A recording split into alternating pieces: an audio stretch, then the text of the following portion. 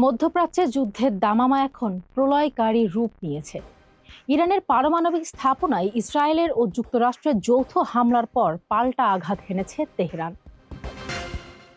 মধ্যপ্রাচ্যের অন্তত 14টি মার্কিন সামরিক ঘাঁটিতে বৃষ্টির মতো ক্ষেপণাস্ত্র ও ড্রোন ছুড়েছে ইরানের বিপ্লবী গার্ড বাহিনী। তেহরানের দাবি, তাদের হামলায় অন্তত 200 মার্কিন সেনা হতাহত হয়েছে, যদিও ওয়াশিংটন এই দাবিকে নাকচ করে দিয়েছে। এদিকে বাহরাইনে মার্কিন পঞ্চম নৌবহরের সদর দপ্তরে সরাসরি আঘাত হেনেছে ইরানি মিসাইল। ধ্বংসস্তূপে পরিণত হয়েছে বেশ কিছু সামরিক ও বেসামরিক স্থাপনা। দুই পক্ষের এই পাল্টাপাল্টি হামলায় বিশ্ব অর্থনীতি ও তেলের বাজারে তৈরি হয়েছে চরম অস্থিরতা। শান্ত মধ্যপ্রাচ্যের আকাশ এখন শুধুই আগুনের গোলক আর ক্ষেপণাস্ত্রের গর্জনে প্রকম্পিত। গত 28 ফেব্রুয়ারি ভোরে ইরানের পারমাণবিক স্থাপনা লক্ষ্য করে ইসরায়েল ও যুক্তরাষ্ট্রের চালানো অপারেশন এপিক ফিউরির জবাবে রণমূর্তিতে অবতীর্ণ হয়েছে তেহরান। পাল্টা জবাবে কাতার, বাহরাইন ও কুয়েত সহ অঞ্চলের 14টি মার্কিন সামরিক ঘাঁটিতে ঝাঁকে ঝাঁকে ব্যালিস্টিক ক্ষেপণাস্ত্র ও আত্মঘাতী ড্রোন ছুড়েছে ইরান। তেহরানের দাবি, তাদের এই নিখুঁত নিশানায় অন্তত 200 মার্কিন সেনা হতাহত হয়েছে এবং ধ্বংস হয়েছে কয়েক বিলিয়ন ডলারের অত্যাধুনিক রাডার সিস্টেম। তবে মার্কিন সেন্ট্রাল কমান্ড এই ক্ষয়ক্ষতিকে ন্যূনতম বলে দাবি করলেও বাহরাইনের পঞ্চম নৌবহরের লজিস্টিক সেন্টারে সরাসরি ক্ষেপণাস্ত্র আঘাতের ফুটেজ বিশ্বজুড়ে চাঞ্চল্য তৈরি করেছে।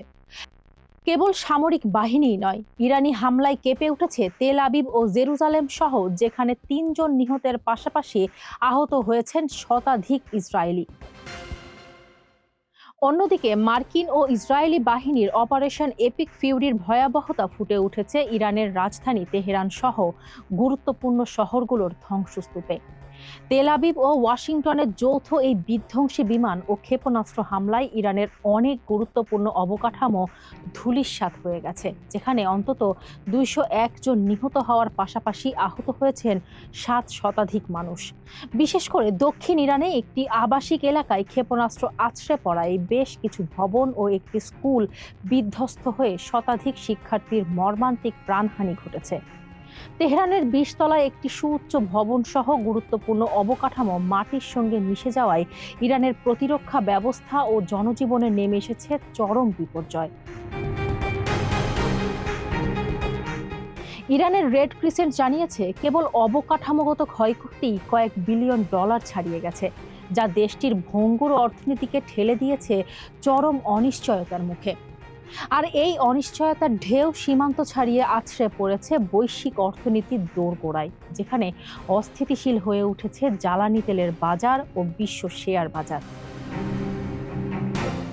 যুদ্ধের এই ভয়াবহ প্রভাবে মুহূর্তেই তেলের দাম 7% বেড়ে ব্যারেল প্রতি $81 ছাড়িয়েছে, আর ধস নেমেছে বৈশ্বিক শেয়ার বাজারে।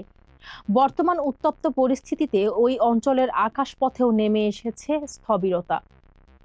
মধ্যপ্রাচ্যের সাথে বিশ্বের প্রায় সব বিমান চলাচল বন্ধ হয়ে গেছে। এতে বিলিয়ন ডলারের ক্ষতির মুখে পড়েছে এভিয়েশন খাত, ভোগান্তিতে পড়েছে লাখো মানুষ।